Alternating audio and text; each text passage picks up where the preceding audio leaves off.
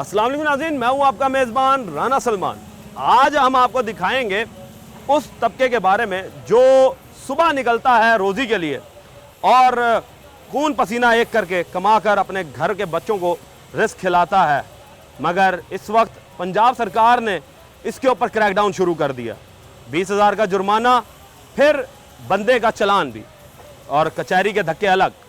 जानेंगे इनकी आवाज़, सुनाएंगे आपको इनकी तकलीफ़ बनाम सरकार। जी तो नाज़रीन, आज हम बात करने जा रहे हैं उस तबके के लिए जो कि खून पसीना एक करके कमाता है और पूरा दिन मेहनत मजदूरी करने के बाद जो है वो अपने घर रोज़ी रोटी लेकर जाता है। ये वो शख्स है जो कि आपका सामान अपने इन कमज़ोर कंधों पर उठाकर और अपने खून पसीने की कमाई से बनाए हुए लोडिंग रिक्शे पर रखकर आपके लिए आसानियां पैदा करता है और आपके उन मकामात तक पहुंचाता है जहां पर आप कहीं खुद नहीं लेकर जा सकते।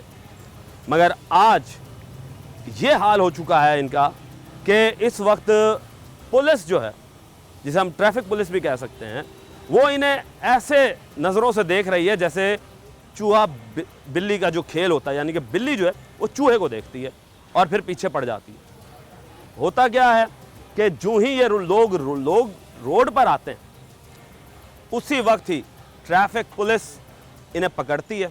पकड़ने के बाद हवालात में बंद कर देती है और साथ ही साथ एक लोडिंग रिक्शे का जो इस वक्त जुर्माना किया जाता है वो 20 से 25,000 रुपये है और फिर साथ ही FIR भी दे दी जाती है कि जब आपके ऊपर FIR हो जाती है तो उसके बाद फिर आपको कचहरी जाना पड़ता है, वकील करना पड़ता है और फिर मचलके जमा कराने के एवज़ आपको ज़मानत मिलती है। तो इसका मतलब यह हुआ कि टोटल ख़र्चा जो है वो तकरीबन जाकर 40-50 हज़ार रुपये पड़ जाता है। अब इन्हीं गरीब और सफ़ेद पोश तबके से बात करेंगे कि क्या वजह है, ऐसा हुकूमत क्यों कर रही है और इन्हें कितनी मुश्किलात का सामना करना पड़ रहा है। अस्सलाम वालेकुम सर। अस्सलाम जी। सर कैसे हैं? अल्हम्दुलिल्लाह जी। अच्छा सर, ये बताइएगा मैं अपना पहले तारफ़ करा दूँ जी। आपको। मैं मरकज़ी जिम्मा मार्केट अंजुमन ताजरान का नायब सदर हूँ, साहब का। अच्छा सर, साहब का नायब सदर है जी।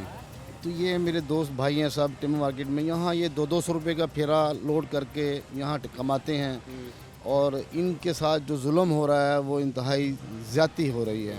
या तो हुकूमत को चाहिए कि इनके साथ कोई रहनुमाई ये करके इनके जो रक्शे पुराने हैं वो इनसे ले लिए जाएँ एडवांस की सूरत में या जैसे भी वो बेहतर समझते हैं। इनके मुतबादल इनको ऑटो रक्शे के बजाय इलेक्ट्रिक, आजकल जो माहौल चला हुआ है, इलेक्ट्रिक रक्शे बनवा के दें इनको, ताकि ये अपने रोज़गार में बेहतर तरीके से चल सकें। बाकी आगे इनके मामलात, इनके लाइसेंस हैं, इनके लाइसेंस इशू होने चाहिए।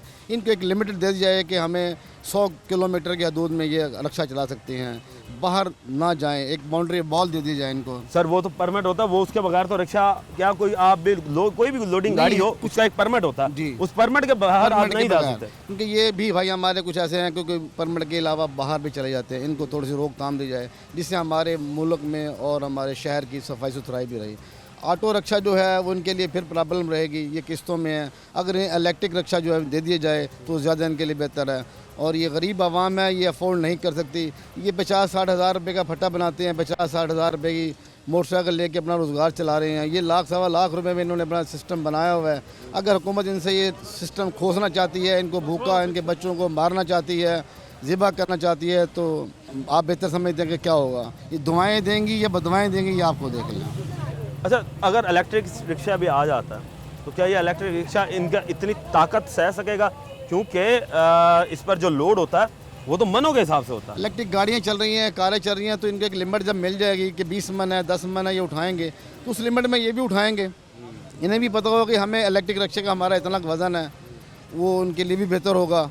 ज़्यादा वज़न, हुकूमत को यही टेंशन है कि ज़्यादा वज़न, ज़्यादा फैलाव, ज़्यादा इनका गहराव होता है। जब इन्हें एक महदूद रक्षा मिल जाएगा, उसकी बॉडी मखसूस होगी, उसके अंदर ये लिमिटेड सामान उठाएंगे, तो दुश्वारी जो है हमारी वो कम हो जाएगी। रोडों पे जो हमें फ्लू, ये एक्सीडेंट जो मामलात हैं, ये हमारे कम हो जाएंगे। मामलात कम हो जाएंगे जी, अच्छी बात है जी। नायब सदर साहब जो हैं उन्होंने बड़ा एक अच्छा मशवरा दिया है। अब मरियम नवाज़ साहिबा, ये अब आपके ऊपर है कि आपके पास भी ज़ाहिर सी बात है थिंक टैंक्स बैठे हुए हैं और वो समझते हैं कि क्या चीज़ बेहतर है क्या नहीं।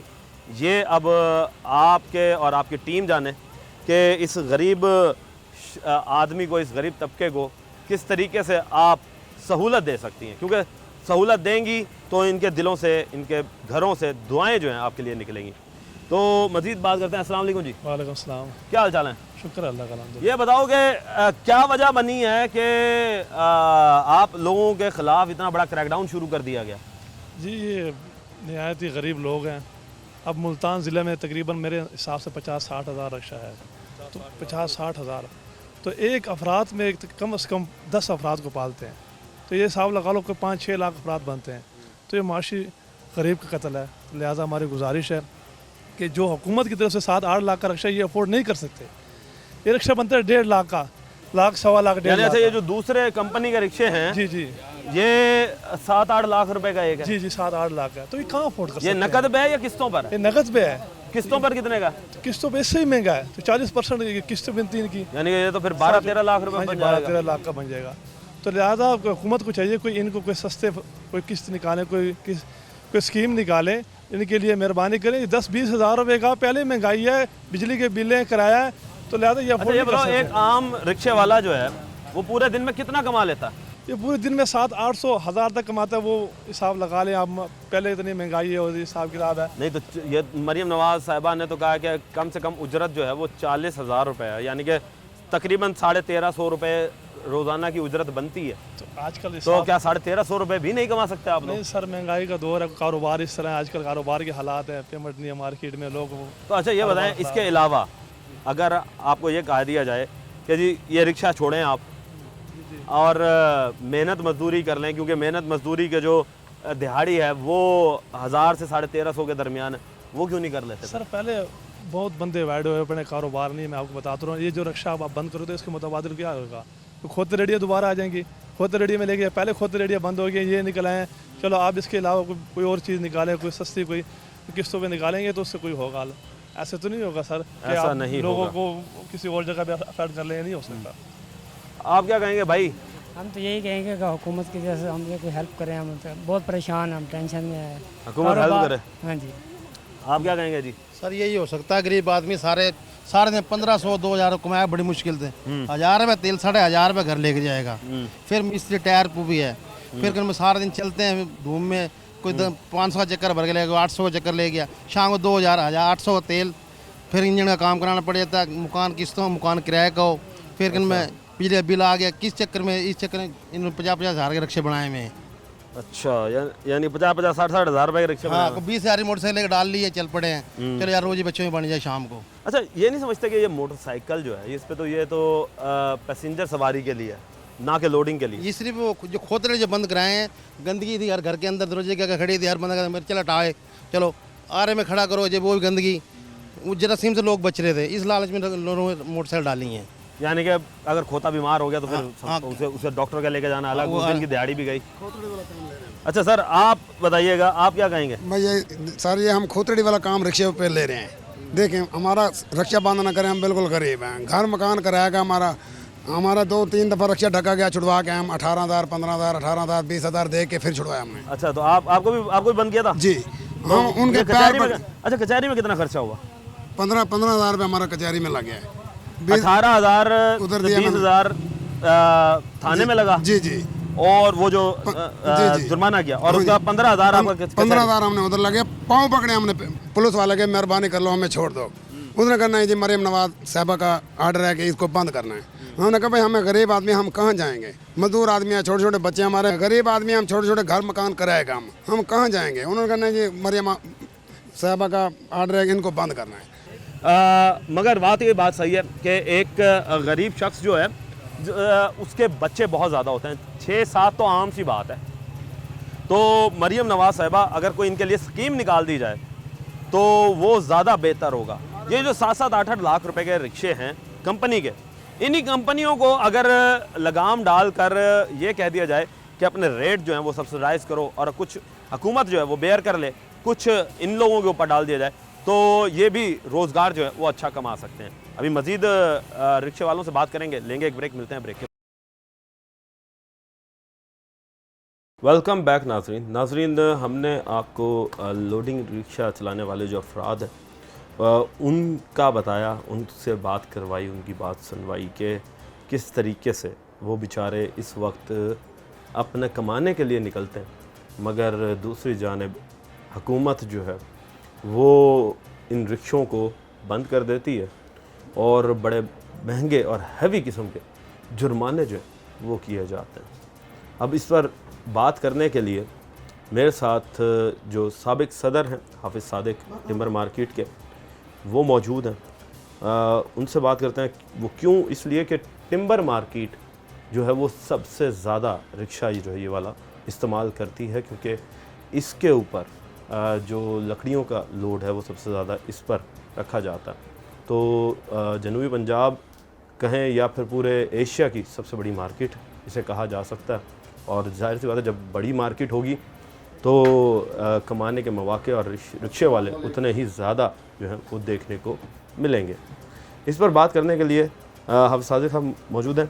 हाफिज़ साहब, ये बताइएगा कि मरियम नवाज़ साहिबा की तरफ से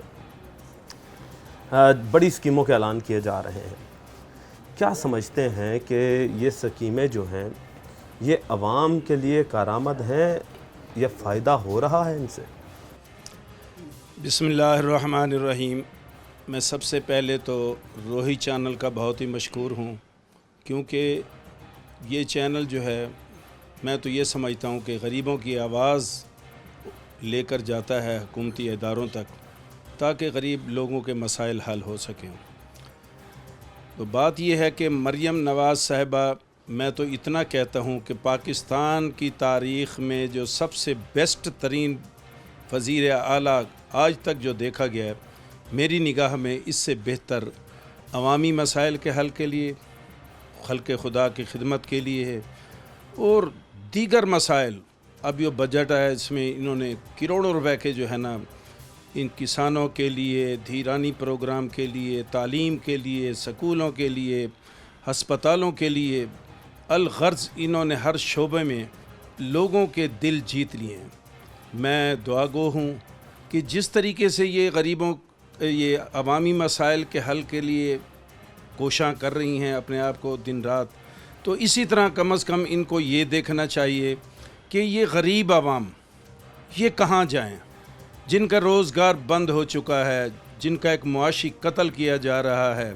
ये गरीब आदमी हैं जिनके 4-4, 5-5, 6-6 बच्चे हैं। ये जब अपना लोडर रिक्शा लेकर निकलते हैं और इसी उम्मीद पर जाते हैं कि इंशाल्लाह रात को घर आएंगे, हमारा चूल्हा जलेगा, तो जब इनका चूल्हा ही बंद हो गया तो ये लोग कहाँ जाएंगे।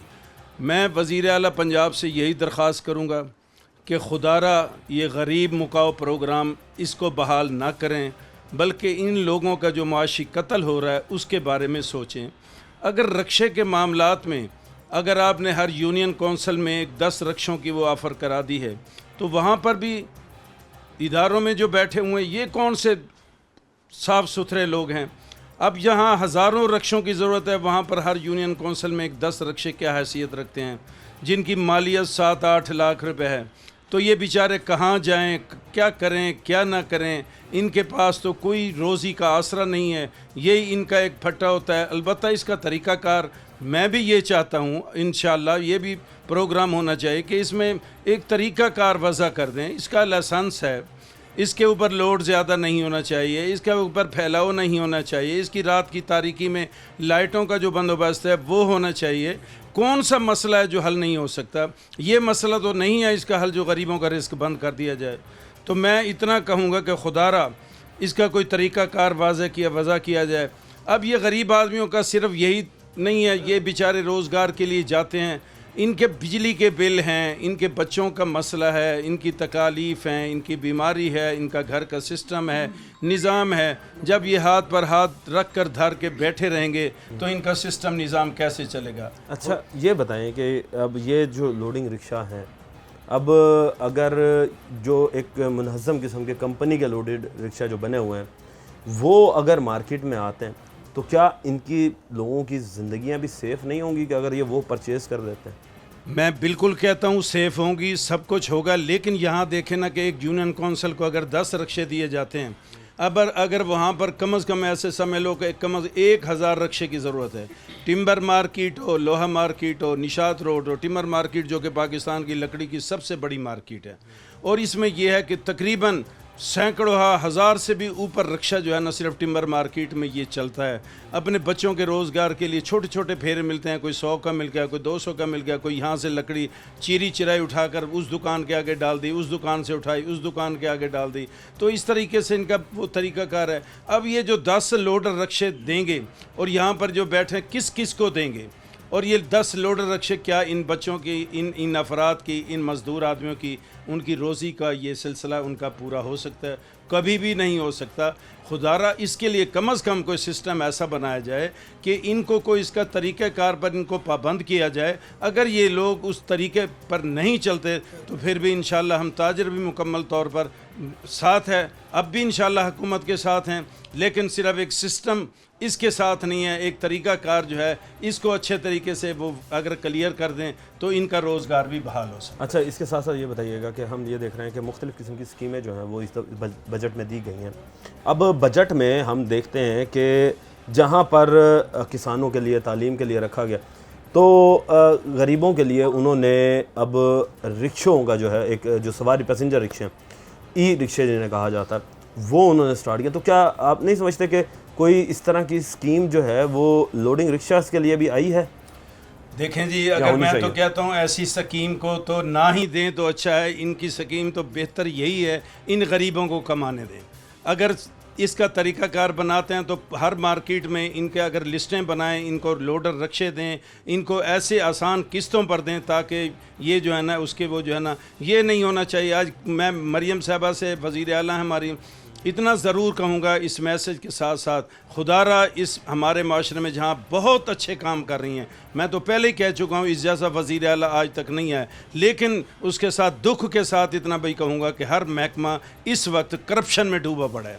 अब यूनियन काउंसिल में टिम्बर मार्केट में 800 रक्शे की ज़रूरत है, 700 रक्शे की ज़रूरत है, वहाँ पर 10 रक्शे क्या करेंगे? कहाँ इनका रोज़गार बन सकता है? तो ये बेचारे अनपढ़ आदमी हैं, कोई उम्र रसीदा है, किसी की औलाद नहीं है, किसी के छोटे छोटे बच्चे हैं, अपने बच्चों के रोज़गार के लिए ये लोग निकलते हैं और ये गर्मी को नहीं देखते, बेहोश हो जाते हैं, मेहनत कर रहे हैं इतनी तपती धूप में, ये अपने बच्चों के रोज़गार के लिए काम कर रहे हैं। खुदारा इनका रोज़गार बंद ना किया जाए, उसका सिस्टम कोई बेहतर अंदाज में हल किया जाए ताकि इनका रोज़गार बहाल हो सके। अच्छा, फिर अगर ये बताइएगा कि अब जाहिर सी बात है कि अगर हुकूमत कहती है कि जी रिक्शे बंद कर दें आप, तो ये लोग अगर नहीं मानते तो इसके ख़िलाफ़ मरीम नवाज़ साहिबा ने ये कहा कि जी रिक्शों को जो है वो बंद कर दिया जाए थानों में, और साथ साथ 20-20 हज़ार 25-25 हज़ार जुर्माने भी किए जाएँ, प्लस जो लोडिंग रिक्शा मालिक है या चला रहा है उसे हवालात में भी बंद किया जाए, उसके ख़िलाफ़ FIR भी काटी जाए। तो क्या आप ये नहीं समझते कि ये एक मुनासिब हल है इनके लिए कि ये इस रिक्शे से बच जाएं और दूसरा रिक्शा जो है वो मैं इसको कभी भी नहीं सकता। यहाँ पर तो चोर दन दनाते फिरते हैं, इदारों में ऐसे करप्ट किस्म के लोग बैठे हुए हैं जो जिनको 1-1 लाख रुपए तनख्वाह भी बढ़ा दी जाए ना तो इनके घर पूरे नहीं होते, इनकी खोपड़ी नहीं भरेगी। इन बेचारों के साथ मैं ये कहता हूँ मजदूर आदमी है, खुदारा इन अफसरों को कहें ज़रा 10 मिनट के लिए धूप में तो निकल कर देखें, इनको पता चले। खुदारा इनका माशी कत्ल बंद किया जाए, इन बेचारों का रोज़गार की तरफ इनको सिस्टम इनका बहाल किया जाए।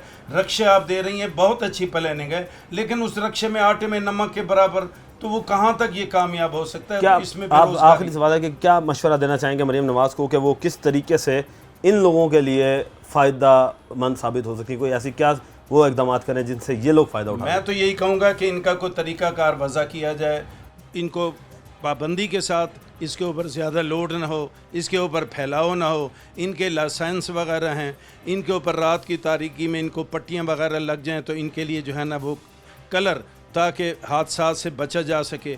अब एक गरीब आदमी निकलता है, 15 से 20 हज़ार रुपये उसको जुर्माना भी डाल दिया जाता है, रक्षा भी जब्त कर दिया जाता है, 2 दिन के लिए अंदर भी कर दिया जाता है। तो फिर मैं वज़ीर आला से यही दरख्वास्त करूँगा कि ये मामला कहाँ जाएगा? ये गरीबों की दुआएं मिलेंगी या आपको बददुआओं की तरफ आप आ जाएंगी? खुदारा इस सिस्टम को इस तरीके से बहाल करें ताकि या तो इतने रक्षों का इनको करें, इनको आसान किस्तों पर और आसानी के साथ हर बंदे को रोज़गार मुहैया किया जाए, फिर तो ये है कि कहा जा सकता है कि ये प्रोग्राम एक कामयाब हुकूमत की तरफ से है। जहाँ पर एक मार्केट में 600-700-800 रक्शे की ज़रूरत है, वहाँ उस यूनियन कौंसिल में सिर्फ 10 रक्शे देंगी, और वो भी इंशाल्लाह अल्लाह के हुक्म से मंजूर नज़र जो लोग होंगे ना, ये उनको मिलेगा। गरीब के लिए फिर वही ऐसे समझ लो तबाही के सिवा कुछ नहीं है। इस सिस्टम को बेहतर करने के लिए इनके साथ कोई तरीक़ाकार वज़ा किया जाए। कमिश्नर मुल्तान बैठे हुए हैं, DCO मुल्तान बैठे हुए हैं, यहाँ पर RPO है, CPO है, CTO साहब है। CTO साहब की तो टीम इस वक्त ऐसे फिर रही है, इनको ऐसे देखते हैं जैसे किसी मुजरिम को देखा जाता है। ये बेचारे चोरी छुपे सुबह की रात वो उस अंधेरे में जाकर फेरा वगैरह कोई लगा लें तो लगा लें, नहीं तो इन बेचारों का रोज़गार मुकम्मल तौर पर बंद हो चुका है। खुदारा इनका अगर सिस्टम, इनकी दुआएं, इनका निज़ाम बेहतर करना है तो इसका कोई तरीक़ाकार वज़ा किया जाए। जी, तरीक़ेकार वज़ा किया जाए। इसके बाद आगे चलेंगे और ट्रैफिक पुलिस से जानेंगे कि क्या वजूहात हैं कि जिसकी वजह से एकदम इतना बड़ा क्रैकडाउन जो है वो किया जा रहा है। वक्त हुआ एक ब्रेक का। वेलकम बैक नाजरीन, हम उस तबके की बात कर रहे थे जो ना गर्मी देखता है, ना सर्दी देखता, ना दिन देखता है, ना रात देखता, ना आंधी देखता है, ना तूफ़ान देखता है, और सुबह कमाने के लिए निकलता है अल्लाह की आस पर, और इसी उम्मीद में होता है कि आज शायद दिन उसका अच्छा लग जाए। ये रिक्शे वाले जो हैं, इनकी रोज़ी जो है वो हवाई रोज़ी कहलाती है। लग गई तो चांद तक, ना लगे तो ज़बान तक। ये उम्मीद होती है, सिर्फ एक उम्मीद पे दुनिया कायम है, और ये वही उम्मीद लेकर रोज़ाना की बुनियाद पर अपने घर से निकलते हैं कि अपने घर में ये शाम को क्या रोज़ी रोटी कमा सकेंगे, लाएंगे क्या, ये अपने बच्चों को उस वक्त उस दिन का खाना जो है वो खिला पाएंगे। ये सवाल पैदा होता है। तो इन्हीं से बात करते हैं। अस्सलाम वालेकुम जी। अस्सलाम। क्या हाल चाल है? अल्हम्दुलिल्लाह का शुक्र। ये बताओ कि दिन में कितना कमा लेते हो?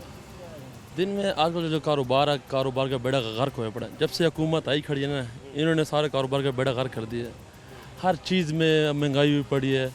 आटा महंगा, चीनी महंगी, हर चीज़ महंगी हुई पड़ी है। उल्टा इन्होंने टैक्स लगा दिए बिजली के बिलों में, इन्होंने टैक्स लगा दिए। अच्छा, गैस में इन्होंने टैक्स लगा दिए, पेट्रोल पे टैक्स। हम किधर जाएं? हम हुकूमत से पूछा हम जाएं कहाँ, तो जाएं किधर जाएं बताइए। अब इन्होंने फट्टे पे जुर्माना लगा ली, 20-20 हज़ार रुपये जुर्माना। बिल बेचारे गरीब जो आवाम है, फट्टे वाले हम भर रहे हैं, हम कहाँ जाएं? मुझे अपील है मरीम नवाज से कि इसके लिए कुछ नया अमल बनाया जाए, कोई और तरतीब बनाया जाए, इसको बंद न किया जाए। हमारा मुआशी अक्सर हो जाता है रात का दिन होता है, ज़्यादा रात को ज़्यादातर होते हैं। रात को हम इंशाल्लाह हमने जितने भी दोस्त हैं, जितने फटे गला मंडी, लोया मार्केट, सबसे हमने बातचीत की है, हमसे मिले। हमने कभी सबसे पहले अपने लाइटिंग लगानी है, लाइटिंग, इसके बारे में। या फिर हमने हमसे उनसे भी बात की है, DCO ऑफिस में बात की है, भाई हमने कोई लाया अमल, इसका लाइसेंस बनाया जाए, इसका रूल बनाया जाए, ठीक है ना, इसका बड़ा लाइसेंस बनाया जाए। और लाइटिंग हम खुद, हम जितने भी दोस्त हैं रिश्ते वाले, हम उनको सबको कहा भाई लाइटिंग। अच्छा, ये बताओ कि अब ये फट्टे जो हैं ये भी मुख्तलिफ साइज़ के होते हैं। किसी का फट्टा बड़ा है, किसी का फट्टा चौड़ा है, किसी का फट्टा छोटा है, किसी का फट्टा बड़ा है। जिसका हुकूमत दे, जितना मिसाल फट्टा ना हुकूमत दे कि तरतीब बनाए, उसके मुताबिक अगर ज़्यादा हुआ तो उसको चलाना आप करो। अब नापेगा कौन? ये हुकूमत अगर करे तो ना हुकूमत तो सब कुछ कर सकती है। हुकूमत। अच्छा, ये बताओ कि अभी तक कितने ऐसे रिक्शे हैं जो क्या आपकी नज़र में गुजरे कि जिनके चलान हुए और वो दोबारा बेचारे खड़े नहीं हो सके? तकरीबन 250-300 रिक्शे चलान हो गया। बिल्कुल वो इस टाइम गरीब आदमी रो रहे हैं सारे। जो हमारे घर आ रहे हैं कोई हमारे पास है इस टाइम। मैं सदर हूँ रिक्शे वालों का। अच्छा, आप सदर हैं? हाँ, वाह भाई वाह। अच्छा, तो हम कोशिश कर रहे हैं। फिर तो आप ये बताएं आप क्या रहे हैं इनके लिए? कोशिश यही कर रहे हैं, वो बुला रहे हैं, जा रहे हैं मीडिया वालों को। अब आफत से मिले हैं, कमर जमान सदर हमारा मार्केट, उनसे भी मिले हैं। लोया मार्केट सदर से, उनसे भी मिले हैं। तमाम से भी मुलाकात चल रही है। नहीं, सदरों से मुलाकात कर रहे हैं आप, पुलिस वालों से जाके मुलाकात करें ना। आप MNA MPA से जाके बात करें, आप DC कमिश्नर से बात करें कि ये मामला वो हल करेंगे, ये मार्केट के सदर हल करेंगे। ये हम इंशाल्लाह सारे मिल के चलेंगे तो काम होगा। अगर मैं अकेला चलूँगा तो काम नहीं हो सकेगा। जाहिर सी बात है जी, अकेला बंदा जो है ना वो नहीं कुछ कर सकता। भाई आप बताओ कि कितने ऐसे लोडिंग रिक्शा वाले हैं जो कि दोबारा अरेस्ट होने के बाद अब तक अपने पाँव पर खड़े नहीं हो सके?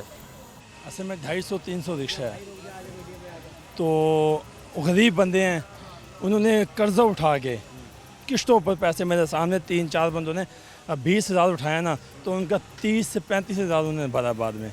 अच्छा, तो लिहाजा हम तो हुकूमत से अपील कर सकते हैं तो गरीबों पर रहम किया जाए। ये बताओ जी, गरीबों पे तो रहम तब होगा ना कि जब गरीब जो है वो कमाने निकलेगा। अब जिस तरीके से हालात हुए हैं, कब निकलते हो कमाने के लिए?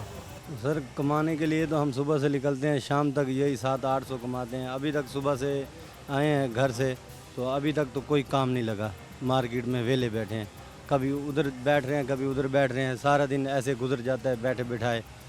तो शाम तक 200-400-500। आजकल तो काम नहीं है, काम के हालात बहुत ठंडे हुए पड़े हैं, बहुत परेशान है बैर देहात से। अच्छा, हम मरीम नवाज में आए कोई हुए हैं। स्कीमें भी निकाली हैं आप लोगों के लिए? नहीं, अभी तक तो हमारे लिए कोई स्कीम नहीं निकाली। अभी तक तो यही स्कीम उन्होंने स्कीम निकाली हुई है कि जहाँ भी ये रिक्शे वाले मिले इनको ढक दो, बस इनको ढक दो, बस इनको ढक दो।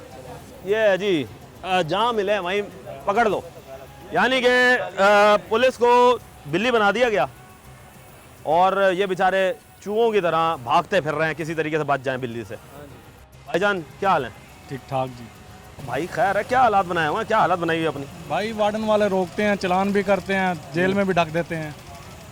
तो परेशानी की वजह से ये हालत बन गई? हाँ जी, क्या करें, कपड़े फट गए, टाँके लगे हुए तो हैं। जहाँ 500-700 कमाएंगे तो क्या बनेगा।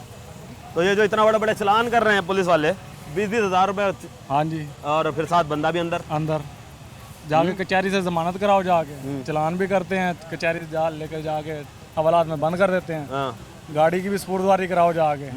और अच्छा, ये इस रिक्शे का कौन है जी? आप हैं? जी मैं ही। आप हैं, अच्छा। इसे भी पकड़ रहे हैं? हाँ जी, इसके ऊपर फट्टा डाला हुआ था ना इसके ऊपर मैंने। अच्छा, वो फट्टे के ऊपर जो उन्होंने जी पाबंदी लगा दी, वो फट्टा उतार दिया मैंने। अब तो नहीं रोकते? अब भी चलान करते हैं। इसका भी चलान करते अब हैं? भी चलान करते तो भाई फिर कमाओगे किस तरह? अगर इसका देखें जी, ये है कंपनी का रिक्शा, समझ आती है कि ये ऑथराइज रिक्शा है, 150 सीसी, हाँ 150 सीसी है, और 150 सीसी रिक्शा जो है ये फुली ऑटोमेटिक है। अब ये कंपनी ने निकाला था कि इन फट्टों से जान छूट जाए, मगर अब पुलिस इनको भी नहीं छोड़ रही। तो फिर भाई मुझे ये बताओ कि फिर रिक्शा कौन सा इस्तेमाल किया जाए? क्या फिर वही वाली बात जिस तरह पिछले टर्न में भाई ने बात की कि खोता रेड़े ले आए, फिर उसके बाद आप जब जानवरों को बंद करेंगे, वो जानवरों की फिर जिम्मेदारी आप पर पड़ जाएगी।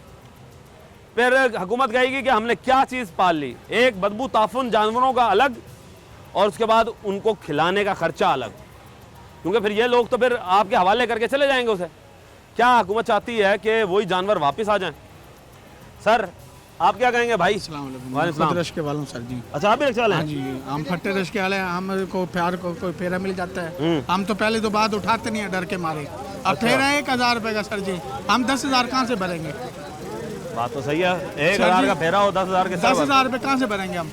अगर नहीं कैसे तो आप आवाम से मांग लो ना। अब पहले 1,000 रुपये का फेरा था, आप कहो भाई अब चलान जो है वो तुम्हारे जिम्मे, वो कहते हैं ना उठाओ। अच्छा, ना उठाओ, हमें दुकानदार भी कोई नहीं कहता ना उठाओ, तुम्हारे वारे उठाओ, नहीं तो छोड़ दो। अब फिर हम क्या करें? बच्चे भूखे देखें, फिर बच्चों को देखते हैं तो फिर शाम को फिर हमारा तवा बूंदा होता है। सही बात। अब रोटी तो हमने खानी है ना, हम जहाँ 3 टाइम खाते थे पहले, अब जैसे हालात है हम कसम खुदा की 2 टाइम खा रहे हैं। ओए हम क्या करें? मेरे 4 बच्चे हैं, 3 बेटियां 1 बेटा। मेरी बेटी 11वीं क्लास में पढ़ रही है। मैंने उसको कहा, मैंने कहा बेटा मेरे पे गुंजाइश नहीं आगे, लेकिन उन्होंने कहा मैंने पढ़ना है। लेकिन हम क्या करें सर जी? कोई नहीं, अल्लाह करम करेगा मेरे भाई, टेंशन नहीं लिया करते। मगर अल्लाह पाक, ये बताओगे मरीम नवाज साहबा से क्या कहोगे? हम यही कहते हैं हमारी गरीब की रोज़ी चलती रहे, जैसे पहले खुशहाल थे, हम तो खुशहाल ही देखना चाहते हैं सारे गरीब भाइयों को, रश के वालों को। चलो उनका घर का चूल्हा तो जले। अब जाहिर बात है हमारी रिज़्क रोज़ी खोस लेंगे तो हम क्या कहाँ जाएंगे बताओ? रिस्क नहीं खींचना चाहिए, ये बात वाकई सही है। आप रिस्क के मुतबादिल जगह दे सकते हैं, मुतबादिल चीज़ें दे सकते हैं, आप किसी का रिस्क जो है वो बंद नहीं कर सकते, क्योंकि रिस्क का वादा अल्लाह ने किया है। और आप अगर कोई उसके लिए मुश्किलात पैदा करेंगे तो इसका मतलब ये होगा कि फिर आप डायरेक्ट अल्लाह से जंग करने के चक्कर में खड़े हैं।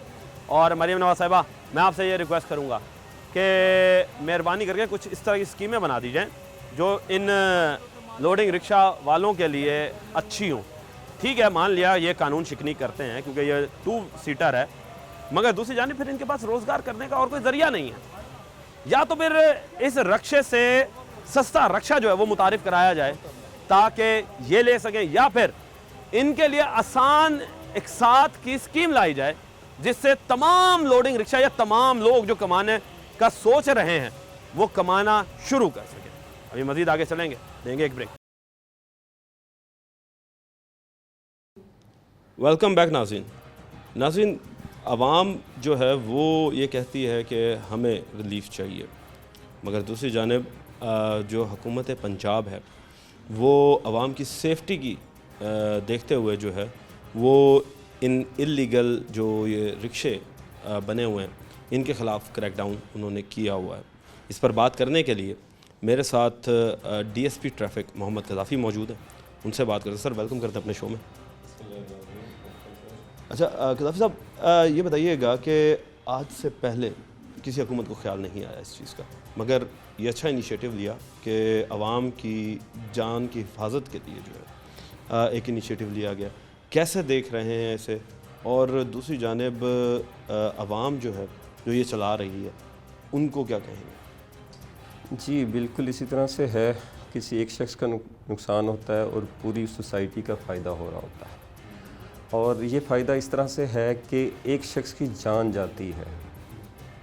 वो देखें, वो एक शख्स की जान नहीं जाती, एक पूरी फैमिली की जो है ना वो जान जाती है। उस फैमिली से मुंसलिक कंसर्न जो है वो 2 लोग हैं, 5 लोग हैं, 10 लोग हैं, वो तमाम के तमाम जो है ना वो उसी तरह से उस बंदे के साथ मर जाते हैं, या खुदा न खास्ता कोई माजूर हो जाता है तो वो उल्टा ज़्यादा परेशानी हो जाती है।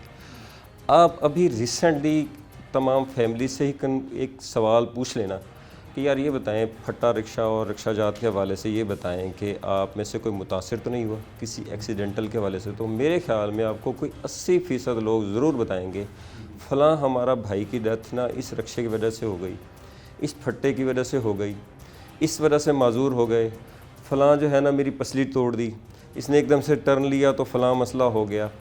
तो ये गाड़ियों के साथ लग जाते हैं, और ये तमाम वजूहात सिर्फ़ और सिर्फ जो है वो इस वजह से ही होती हैं। सर ये एक्सीडेंट होते क्यों हैं, क्या ये क्यों इल्लीगल है, ज़रा ये थोड़ा सा आवाम को बताएं। असल में इनको जो चलाने वाले हैं ना वो मोस्टली जो है वो एक टीन एजेस हैं जिन्हें मोटरसाइकिल चलाना आता है, और वो अपनी समझ ले कि या तो शौकी के तौर पे स्टार्ट ले लेते हैं, उसके बाद क्योंकि पसमानदा जो है ना माइंड के भी होते हैं और पसमानदा जो है ना वो तबके के भी होते हैं, तो वो अपने आप को शुरू में वो अयाशी के तौर पे उसको लेते हैं, उसके बाद वो रोज़ी रोटी का वसीला उनका यही बन जाता है।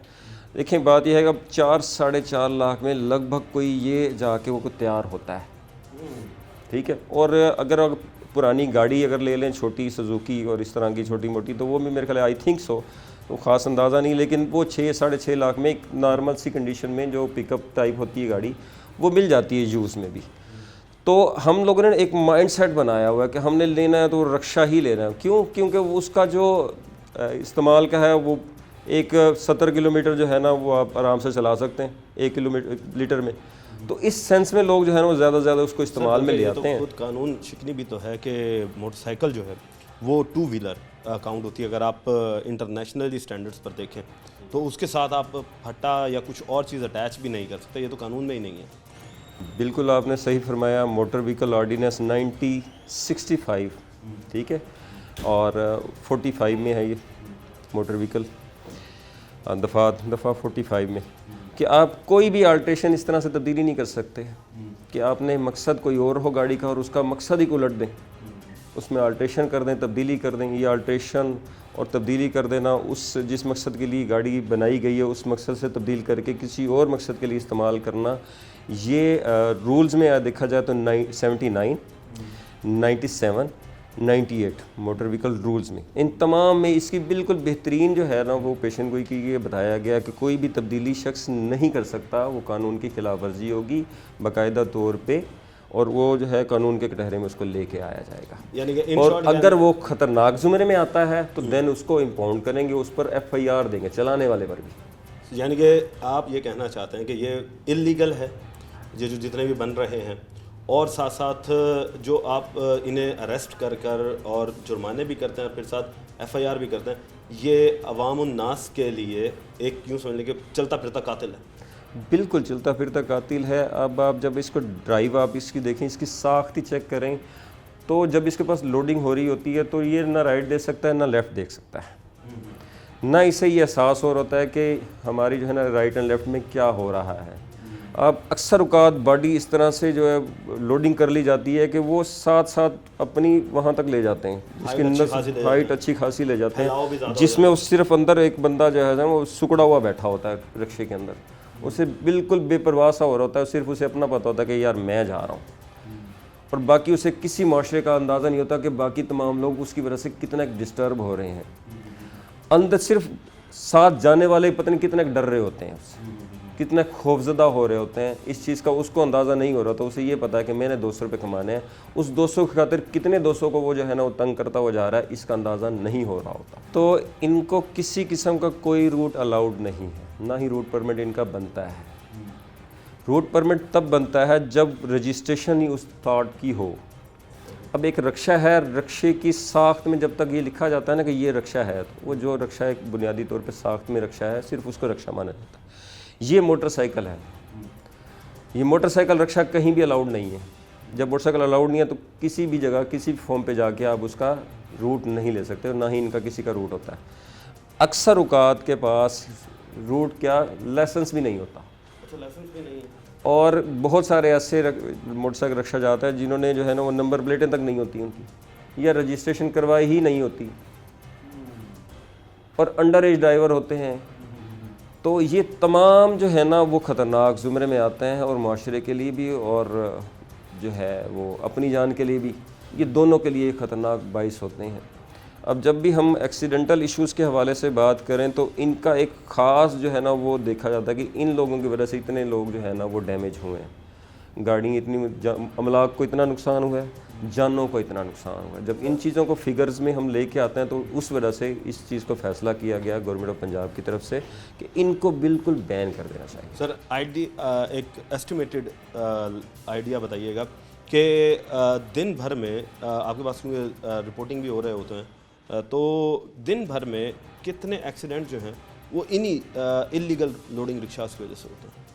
देखें, ये कोई ख़ास आइडिया नहीं है। अभी इस महीने भी वो शख्स गांव से निकला है, उसका फ्रंट जो है ना एक्सल टूटा है, वो खुद अपना रक्षे के नीचे आ गया है, वो खुद ही अपने रक्षे के नीचे आ गया है। सरिया उसने लोड किया हुआ था। अच्छा हाँ, ये सरिया से सर याद आया, ये इतने लंबे लंबे सरिया लोड कर लेते हैं लोग, अच्छे खासे फासले पे चला रहे होते हैं, तो ये लोगों को क्या खुद समझ नहीं आता कि ये कानून शिकनी कर रहे हैं कि लोगों की जानों से खेल रहे हैं। फिर लाइट्स भी नहीं होती हैं, हम ये देखते हैं रिक्शों पे रात के अंधेरों में भी जब चल रहे होते हैं तो बिल्कुल ऐसा ही है, और ये बड़े ख़तरनाक ज़ुमरे में आ जाते हैं, स्पेशली जब इस तरह की लोडिंग करते हैं, ख़तरनाक लोडिंग करते हैं, तो ये इंतहाई ज़्यादा डेंजरस हो जाते हैं। वो अपनी जान के लिए भी, दूसरी की जान के लिए भी जो है ना वो ख़तरनाक का बाइस बनता है। ये अब पीछे लाइट और बाकी तमाम चीज़ें तो एक ख़ास तरीक़ाकार के साथ है जब वो लीगल हों। जब वो लीगल ही नहीं होते तो उनके हवाले से क्या ख़ास इंस्ट्रक्शंस दें और क्या ख़ास मामलात करें, उनको देखते ही जो है ना हमारी नज़र में तो वो बंद करने के ज़ुमरे में आना चाहिए। तो हम लोगों ने जो इन्फोर्समेंट का डायरी है वो इस हिसाब से की हुई है कि उनको फौरी तौर पर क्लोज़ कर दिया जाए, उनको बंद कर दिया जाए। अच्छा सर, आखिरी सवाल सर, इस तरह के जो अनासर हैं, जो लोग ये काम कर रहे हैं, उनको क्या मैसेज देना चाहेंगे कि बेचारे उन्हें ज़ाहिर सी बात है कमाना भी तो है ना? अब उसके वाले से सिंपल सी बात है कि देखें, जो भी रास्ता हो ना वो कानून के ज़ुमरे में रहते हुए, कोई भी रोज़ी करनी है, रोटी करनी है, हम लोगों ने कानून के ज़ुमरे में उसके मुताबिक रह के करनी है। कोई भी इलीगल काम करेंगे तो वो ना हलाल के ज़ुमरे में आता है, ना ही जो है ना वो कानून के ज़ुमरे में आता है। आप इस 110% जितने भी हैं जो कानून के दायरे के मुताबिक है, कोई भी चीज़ आप बनाते हैं, लेते हैं, या आप ख़ासकर ट्रैफिक के ज़ुमरे में आते हैं ना, तो क्योंकि जब रोड के ऊपर चीज़ होती है ना, वो आप अकेले ज़िम्मेदार नहीं होते उसके।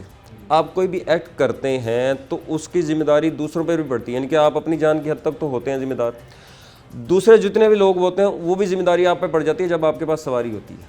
अब देखें ना, एक छोटी सी ब्रेक, पाँव से ज़रा सी ब्रेक लगाई तो आपकी गाड़ी रुक गई, नहीं रुकती तो दूसरे जो है ना उससे मुतासिर हो सकते हैं।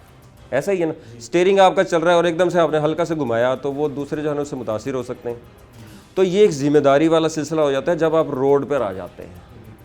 तो रोड पर आने के लिए आपको पूरी तरह से तैयार होना चाहिए, प्रिपरेशन होनी चाहिए कि मैं गाड़ी कौन सी चला रहा हूँ, क्या ये कानून के ज़ुमरे में पूरी तरह से आ रही है, नहीं आ रही, फिर क्या जो मैं गाड़ी चला रहा हूँ उसका लाइसेंस मेरे पास है या नहीं है, गाड़ी जो है ना वो लीगल है या नहीं है, क्या इसका रोड परमिट है या नहीं है, ये फ़िटनेस मेयार के मुताबिक पूरी उतर रही है या नहीं उतर रही। सब चीज़ों को मद्देनज़र रखते हुए फिर बंदे को रोड के ऊपर आना चाहिए, फिर जाके गाड़ी चलानी चाहिए। किसी भी इलीगल एक्टिविटीज़ में इन्वॉल्व नहीं होना चाहिए, देखा देखी काम नहीं करना चाहिए। एक ने बनवा लिया, दूसरा कहता है मैं भी बनवा लूँ जी, मैं भी कमाना शुरू कर दूँ जी, आसान रास्ता है जी, क्या है जी कि यार 1 लीटर से जो है ना मैं 70 किलोमीटर जो है ना वो चला लूँगा। इस सेंस को, इन चीज़ों से जो है ना वो दूर भागना चाहिए। जो तरीक़ाकार है, जो दायराकार है, उस हिसाब से उसी में रहते हुए कानून के मुताबिक आपने वो रोज़ी करनी है। आप पिकअप ले लें, ऐसी गाड़ी ले लें जिसमें जो है ना आप डिलीवरी कर सकें किसी भी चीज़ के हवाले से, वो लीगल भी है, सेफ़ भी है, दूसरों के लिए भी, आपके लिए भी। सर बहुत बहुत शुक्रिया जी। तो नाज़रीन, आपने बात सुनी कि अगर कारोबार करना है तो कारोबार जो है वो कानून के दायरे में रहते हुए करें, ताकि ख़ुद की तो जहां ज़िंदगी आपकी सेफ़ रहेगी, आप कमाएंगे अच्छा, वहीं जो आपसे मुंसलिक लोग हैं, यानी कि जो रोड पर लोग हैं, उनकी जानो माल भी जो है वो हिफाजती इक़दाम से यकीनी रहेगी। और उसके साथ साथ लोग जो हैं वो अपनी जानो माल की हिफाजत करते हुए अच्छे तरीके से साथ ही आपके इस रोड पर जो है वो निकल सकेंगे।